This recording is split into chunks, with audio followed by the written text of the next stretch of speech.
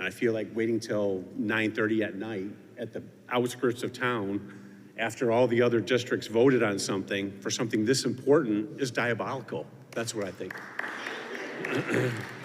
The board's resolution is not an endorsement of the millage itself. The board's decision is to whether to place the regional enhancement millage on the ballot and enable community voice.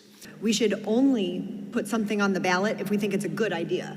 So the claim that voting to place this on the ballot is just for voters to decide and somehow not an endorsement doesn't make any sense. Yes, this is an endorsement. This is an endorsement of public education and of letting our voters decide. These are not promises to what we'd spend the money on.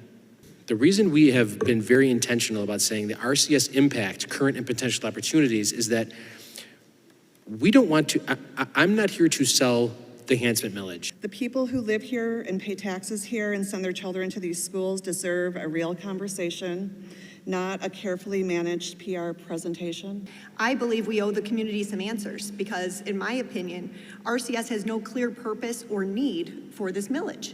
We talked about the Meritorious Budget Award earlier today, right? We've seen recently that we're doing very well financially. We have $230 million in revenue, $48 million in reserves, and a $10 million a year sinking fund. That's like the richest in the state. So we're not actually starved for funds. We border Macomb County. Utica has enhancement millage like all of the other districts inside of Macomb County. In UCS, they get an extra $420 per pupil annually. That equates to about $10.5 million to them annually, whereas we do not have that option inside Oakland County. But even with those enhancement millages, those districts often lack strong sinking funds and have far lower taxable values. So the comparison doesn't hold up. No disrespect intended, but I don't think that Utica is a great example because that district is so much larger than Rochester. But for an example, let's compare local funding in Rochester to Chippewa Valley in Macomb because they're a lot closer to us in size. They're 108,000, we're 100,000. Their local funding that they take in is $23.5 million. Ours is $33.7 million.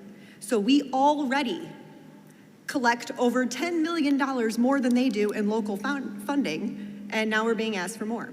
Will you explain why Rochester Hills taxpayers, homeowners in this school district, should be the piggy bank for other school districts in Oakland County? So based on your enrollment in each community and your house value, some districts become donor districts to the county. Birmingham, for example, is going to collect, if this passes, would collect about $11 million and give back $4 million. But they're only going to get $4 million back for their students. In Rochester, we would collect, based on numbers that we can project right now, we would collect 10.9 and get back 10.8, so we're an $80,000 district, donor district. That would send some of our tax dollars out of this district and into a system that decides winners and losers based largely on student enrollment, just like Mr. Russo just said. But as we saw earlier too, because Rochester's enrollment is declining, the amount that we give away is only going to grow over time. I also saw this claim that state funding hasn't kept up with inflation. But our foundation allowance has increased by 33% over the last 6 years. And on top of that, in the last couple years, the state has started giving us over $2,000 per student in categorical funding. That's additional. So when the per pupil spending is well over $12,000, we're well in excess of inflation. So the question before us is, which is it? Are we in great financial shape? Or are we in such urgent need that we have to put a new countywide tax on the ballot?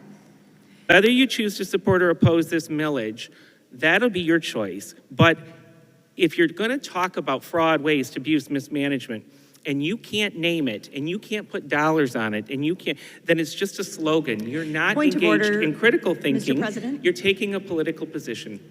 And community members have a right to use their voice through their vote at the ballot box on this issue. If you wanted to let the voters to decide, why not put it on the November election ballot where there's 60% turnout instead of August? There's 30%. And if you can't be that representative for public education and you can't give our taxpayers a vote, you have no business being on this board. This community is extremely generous in funding our schools.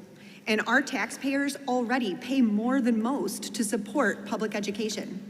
So if we're now being told that even with all of that, we still can't get enough money to teachers to stay competitive, then I would suggest that the problem is not simply revenue, the problem is how the money is being managed. And the answer can't, it is.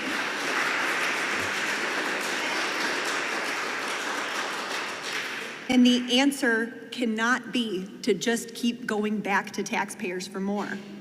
We're not in need of this millage, and we shouldn't be putting it on our ballot. If we treat our taxpayers with respect, then they'll continue to respect our requests in the future when there is a real need. We don't want to be the boy who cries wolf. This is not one of those times.